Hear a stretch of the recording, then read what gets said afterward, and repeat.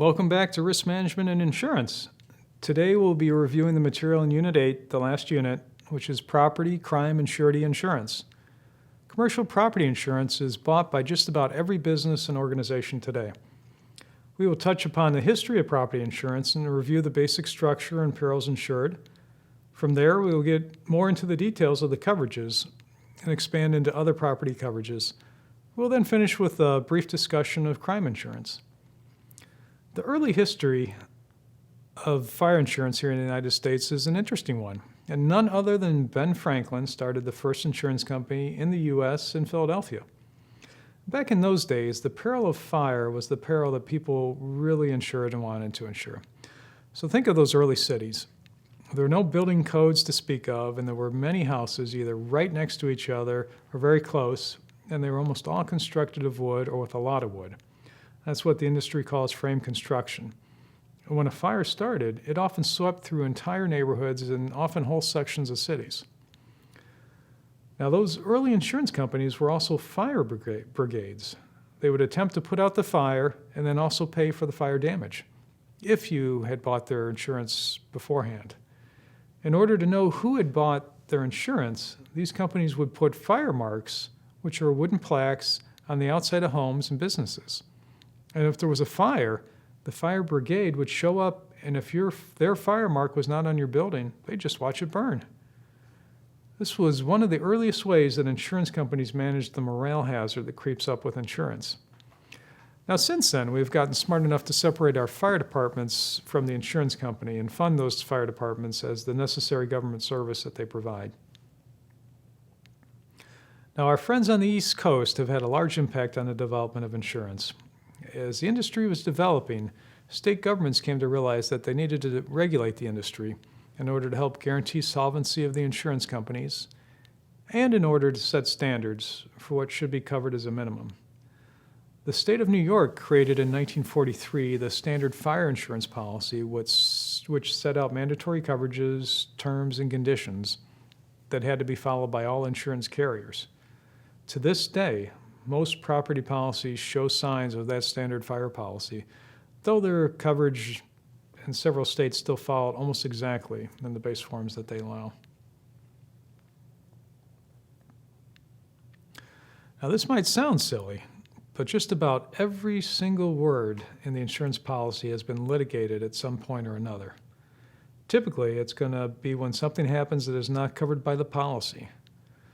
Let's take the definition of the fire peril, for example. There must be rapid combustion, must be heat creating, there must be a visible flame or glow, and it's got to be a hostile and not a friendly fire. Now that sounds simple, right? A friendly fire is one that stays where it was designed to be, the stove, the furnace, or the fireplace.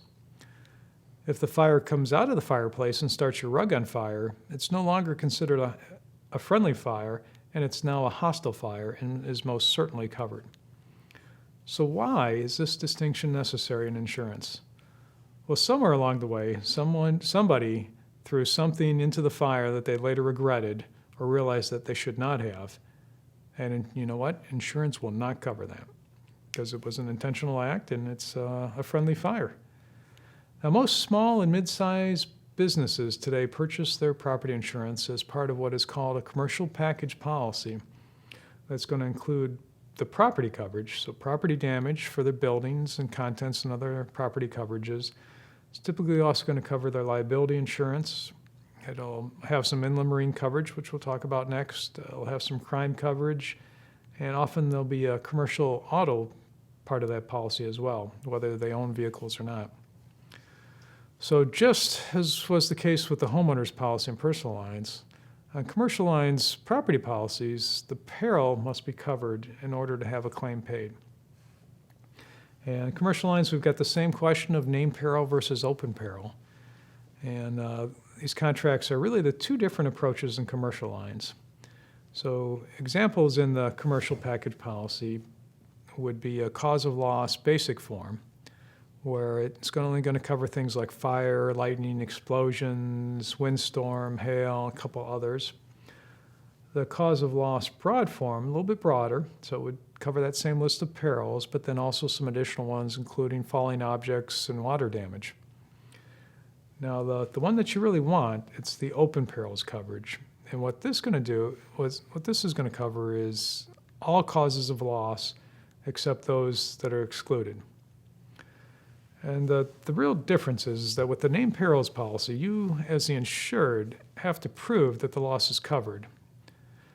Now, with the open perils, by contrast, the insurance company has to prove that it's not covered. Sounds like a small distinction, but the second situation is a much better one for any business or organization to say, hey, we've had a loss, insurance company, you take a look at it, and you have to prove to us that it's not covered. So what is covered under the property coverage part of the commercial package policy? As you would expect, the buildings that a company owns are covered, as are their contents or personal property owned or leased by the organization. This would include any specialized machinery and equipment, as well as any office equipment. So stock and inventory would be covered. And insurance policies also typically include smaller sublimits of coverage for such things as fine arts, trees and shrubs, outside signs, valuable papers, and accounts receivable. And another very important set of coverages that many people do not think about are business interruption and indirect losses, which are going to include such things as extra expenses, loss of income for the business, and continuing expenses. So let's talk about a couple examples of these. Extra expense coverage.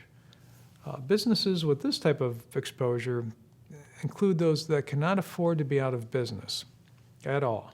And that would include newspapers, dairies, hospitals. They need money quick so that they can go out and rent new facilities or equipment to get back up and running, if not that same day, in a very short period, while their old buildings are being repaired or rebuilt. And the reason for that is that if these businesses are out very long, their customers are going to go away and never come back, and that people really rely upon these services that they provide. The next coverage is profits insurance and continuing expenses such as payroll. Often these continuing expenses are the much larger portion of the coverage. So these business interruption coverages are designed to pay when there is a loss and damage to your location. What happens when the loss is to someone else's location and it causes a business interruption loss for your business? This is what's called a contingent business interruption exposure, because your loss of income is contingent on a direct damage loss to another organization's property or properties.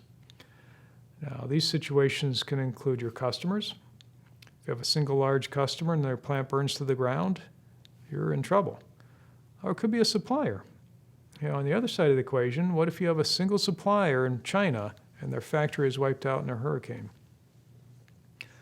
Now, a leader property is another example of this. If you're a retailer in a large shopping mall and one of the main anchor tenants that is a big draw for customers has a large fire loss and is out of business, all those customers that come to that big tenant all of a sudden stop coming to you. And in all these cases, there's typically going to be a sublimit on the policy, and you're going to have to name and schedule that other business, that contingent location, so that there is coverage. And the underwriters will want to thoroughly underwrite that as if they're writing the fire insurance for that business as well.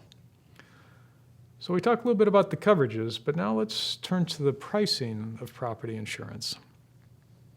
And this is really, pricing is called the rating of property insurance. And there's really two forms to think about. The first is class rating. And this is pricing of the exposure by placing it in a particular class based on the characteristics. And for smaller accounts, this is really a deal. It's where everyone in the class gets the same rate, such as dry cleaners. All the dry cleaners get the same rate. This is compared to schedule rating for larger insureds typically.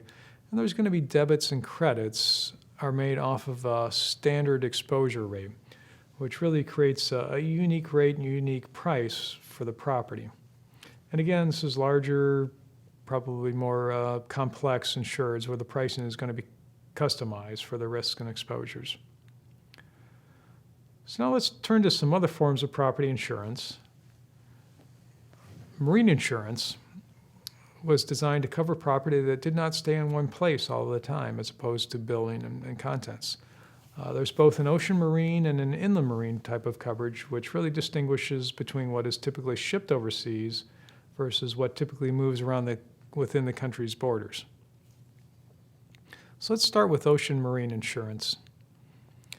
And historically, this was one of the earliest forms of insurance. It was associated with loans on the cargo itself, and actually at the beginning, the insurance was built into the loan. Over time, the insurance coverage was split out as the banks didn't want to take on anything but the financing risk, and they put the insurance risk over on the insurance companies. And currently, ocean cargo is very important to worldwide commerce. And what it really covers is the perils of the sea, such as weather and waves, and on the sea exposure such as pirates. Yes, pirates. And thieves, and jettison, which is actually open peril coverage or all risk coverage. So ocean marine insurance is going to cover the hull of the ship. It's going to cover the cargo, the freight, which freight is different from cargo, and it's really kind of a business income coverage, which is the cost of the shipping. Ocean marine is going to cover liability, which is called protection and indemnity. So it covers injury to the crew, but also damage that if your ship hits another ship or slams into a dock. And there's some very unique language with types of losses in ocean marine. There's a loss that would be called particular average, and this would be lost to only one person's cargo. Say, for example, a container on the deck of a ship breaks loose and falls overboard. Oh, it's just bad luck. And then there's also general average, and this would be a loss that's going to be shared by all the cargo owners. An example of this, and this really happens, a ship is in open seas and it gets into trouble in bad weather, and they need to jettison some cargo overboard in order to protect the ship and the rest of the cargo. So everyone's insurance is going to pay for a portion of the containers that have to be thrown overboard. So how does the price of ocean marine coverage get calculated? There's some factors that are used in the rating. The seaworthiness of the ship, the experience of the captain and the crew makes sense. Hard to gauge, but that's the trick for this type of insurance. And then the potential for loss. What's the type of cargo? And what's the type of vessel? What's the route scheduled? Are you going past Somalia, past the pirates? It makes a big difference these days. And what is the coverage provided? What are the limits? So that's ocean marine. And now let's turn to inland marine. And we don't have to worry about pirates yet with inland marine, but we do have different classes of property that's covered, and let's talk about those. Well, the first one is property in transit, and this could either be domestic transit or following import from overseas. So really domestic property being shipped around. Any property that's easily moved and of high value, and certain data processing equipment, computers and things. So some examples of inland marine policy would be Bailey's customer's policy. And what this would be is when you take your shirts to the dry cleaner, you've created a bailment with the dry cleaner, and they need to provide some coverage, some property coverage for your shirts while they're in their care, custody, and control. Motor truck cargo insurance kind of sounds like what it is. It covers the cargo while it's being shipped around in a truck, common carrier typically. A personal articles floater. We think about this on personal lines insurance, but this could also be on commercial as well. There's contractors' equipment. For big construction companies, a large crane could be worth millions of dollars. There's riggers coverage, and this again would be in construction, and riggers coverage typically would cover the property that is being lifted into place. So it's not the crane, but this might be the HVAC equipment that's being lifted onto the roof of a 20-story building. And if you drop that halfway up, you're going to damage a pretty expensive piece of equipment. Inland marine coverage also is going to cover things like aircraft. So planes, helicopters, even space satellites would be covered under inland marine coverage. And typically there's going to be separate coverage for commercial and private aircraft. And that's going to cover the hull, the freight, the cargo, and the liability for the aircraft. So that's really property, inland marine, ocean marine, and let's talk a little bit about crime insurance. And crime insurance is going to cover losses caused by others outside the firm. A fidelity bond, however, covers inside dishonesty or employee theft. And this is probably one of the greatest areas of underinsurance that I see with clients.